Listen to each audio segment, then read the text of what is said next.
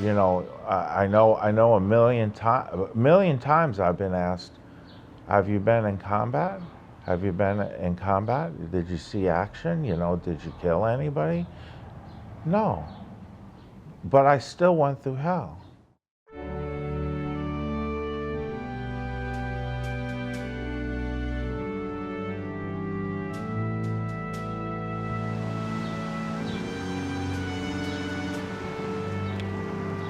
I lived on a ship for 6 months, and thinking I was already feeling the effects of a nervous breakdown because I was not doing well physically. My knees, I couldn't function, I couldn't run. So I'm in a situation here, that if I go to war, I'm gonna die.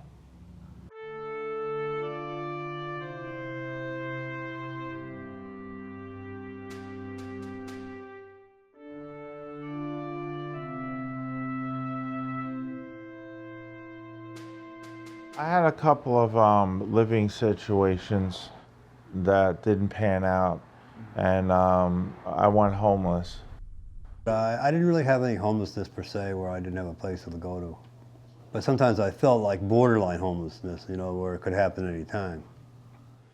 It's tough being homeless because you don't know where you're going to be from one day to the next. I knew that I couldn't provide for myself no more, and for me, myself personally, there are some people that can work, but I couldn't work anymore. Why can't you find a job? Why can't you do this? Why can't you do that? I tried working, I tried going to school, then it just didn't work out. I mean, I fell flat on my face, and I couldn't support myself. Some of these guys, they talk about it, being homeless, actually going out, living in the woods, living under turnpike bridges, and I don't see how they can do it. Personally myself right now, I couldn't do it. I mean, I'd end up in the hospital for sure. So it was like, I just landed in the hospital because I wanted to kill myself. I was going to this clubhouse for the mentally ill, and they told me that there was a shelter, and they had some beds open for vets. So I got in there. First time I met him, I said, wow, this is a big guy coming in here. And I didn't know what to expect, and whether he was going to be a tough guy, whether he was going to be a wise guy. How are you, Tom? I'm doing good, buddy. Are you doing good? Yeah. You haven't gotten small, I'll tell you that. Everything good, Danny? Oh, I'm doing much better. I'm doing really good. Good. Yeah, it's good seeing you. Yeah, I know. Now, do you have a car yet? Yeah, I have a car. I have a car. Wow, you're doing all right. Yeah, I live at a sober living now. I've been 6 months clean and sober. You told me that a little while ago. Wait a minute. Well, I'm back on the wagon again. So, yeah. Well, I think he would be angry at himself a lot, and he had inner fears or inner doubts about himself back from when he was a little boy.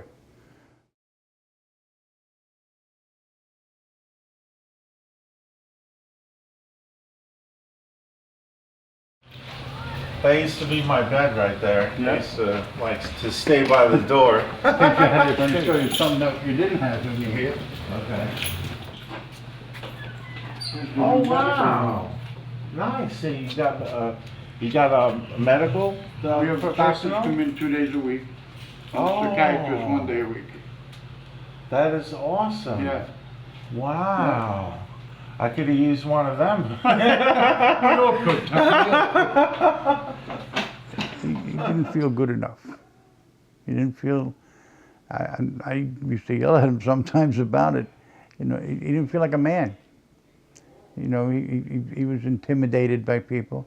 And I'd look at him, I'd say, are you serious? Look at your size. Go look in the mirror in the bathroom. You should be intimidating everybody around you, not the other way around. You know, but he didn't think that way. He didn't think of himself as a strong man or as an aggressive person, you know. And he was timid about a lot of things. He's changed a tremendous amount over the few years. I'm Tom. Aaron. Aaron, nice to meet you. Nice to meet you. Tom is one of our early veterans who were here a while back. Alright. Yeah. Now he works down the Aurora Center. Oh, okay. Yeah, have you been up there? No, I haven't. Yeah, are you guys veterans? I am. He is. Oh, okay, cool. And John left already, huh? Yes, John left already. Keep the hope alive. Heck yeah. Okay, man. I like to see Tom all the time because I always see improvement. I always see growth. And I see happiness now, which is a great thing.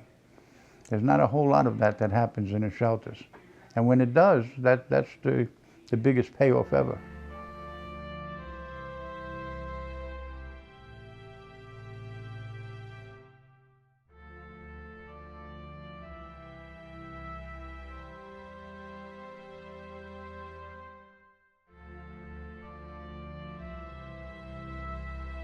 That PTSD, you know, wraps you up so tight. It has to find an outlet.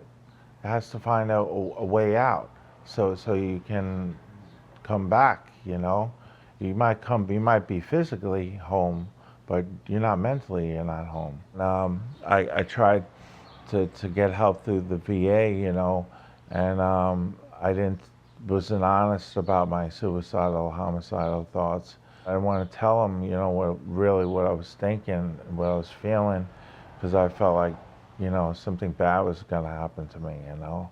I cut my wrist right here, and I almost lost this hand because it became infected. I used a schick razor. I burnt the plastic off, and I cut my wrist with it, and the plastic stayed in my wrist.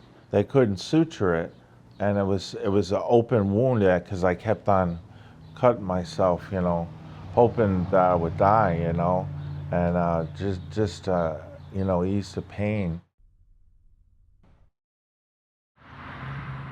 Tom came to us. He was just finishing up at Danbury Shelter. I went up to meet Tom for an initial visit and an intake. And basically what Tom told me was that he was at a point where he was ready to change. He needed something different to happen in his life. I had to go, and I wanted to save my life. I didn't know where else to go. I was very depressed, very anxious, and very paranoid. It's the only safe place to go.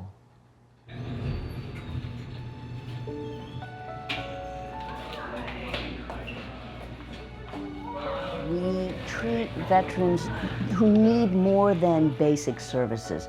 You know, the veterans that come here once a week or once a month, you know, meeting with a doctor isn't enough. What we do here is teach people how to live with their mental illness and how to live a rich, full life in spite of their mental illness.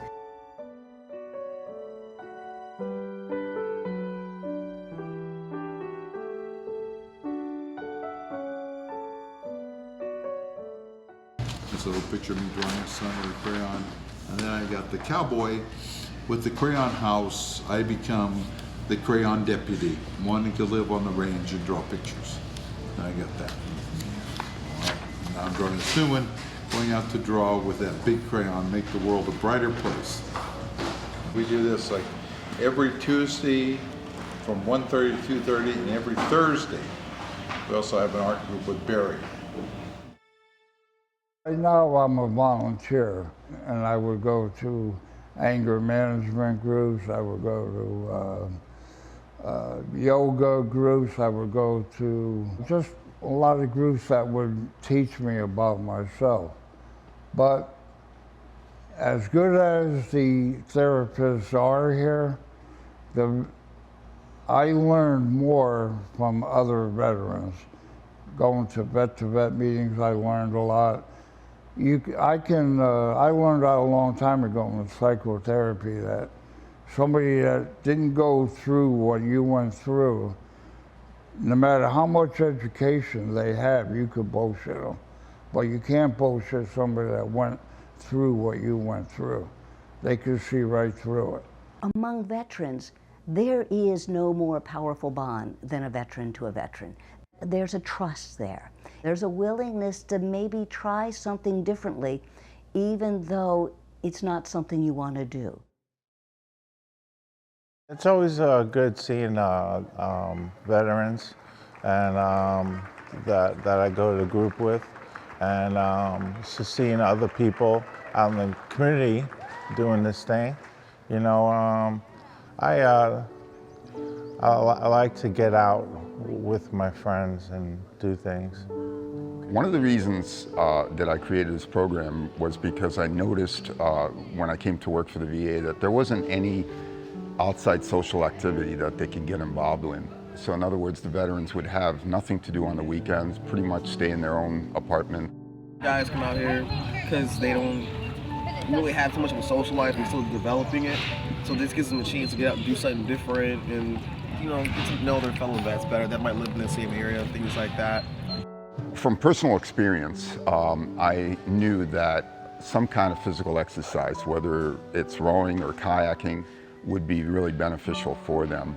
A lot of our veterans suffer from post-traumatic stress disorder, traumatic brain injury, severe depression, and it's just been phenomenal what they've told me, the feedback I've gotten from them, from where they were before they came into the program and then after they completed the program.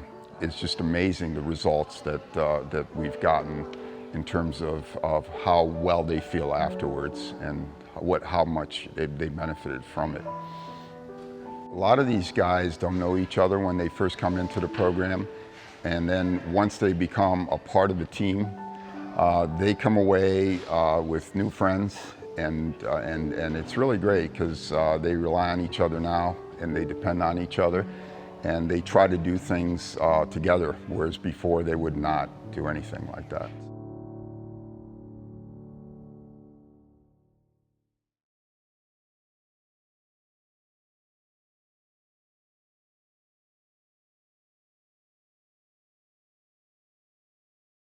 It started out, I met email at the program here, and I believe we went out for coffee.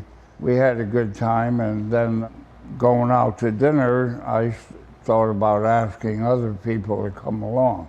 I became a part of the dinner group by asking Ray. That's how it started, and then Ray came along. When Ray was there, he always mentioned going out to get something to eat. But we went to the restaurant, went to a real nice restaurant. Saigon City was in Old Saybrook. A Vietnamese restaurant. This was one of the places that Barry really wanted to go to. He used to go there a lot. He had 2 tours in Vietnam, and he was very, very fond of the Vietnamese people and liked the food and stuff like that. He wanted us to experience the Vietnamese culture, and it's his way of making peace with the Vietnamese, to go up to that restaurant and see the people that worked there, because they were Vietnamese, and it was kind of like a restitution. Well, I enjoyed the camaraderie. It was really good. We were all vets, you know, struggling or whatever with our personal issues, and we got together and just had a good time, you know, unwinding. Sometimes we talk about the center, sometimes other things. I like sports, so I talked about sports. all of us, rather than being alone and just sharing the company of another veteran, is we've got like a sixth sense that goes between us that it's kind of hard to explain. When we went up to that dinner and we were together, it was like, you know, we were, you know, free from all that criticism, you know, and nobody's telling us what to do, you know, and like, but when we're in groups, you know, it's like hush hush, you know, you gotta be like act a certain way, and you can't be just people, you know. I mean, nobody's perfect, you know, and that this time together allowed us to be imperfect and be, you know, be people. It doesn't matter to me what service or what branch you were in, or it doesn't matter how long you were in or when you were in. We just have this camaraderie with one another that we got each other's back. And if there's a person at the center that needs help, more than likely one or more veterans will pick up on the cue that the guy's given and help the guy out. It's like an unspoken rule, you know. You help your fellow veteran. Nobody else is going to help us other than the center. Nobody else has been helping us, so we help each other out as much as we can.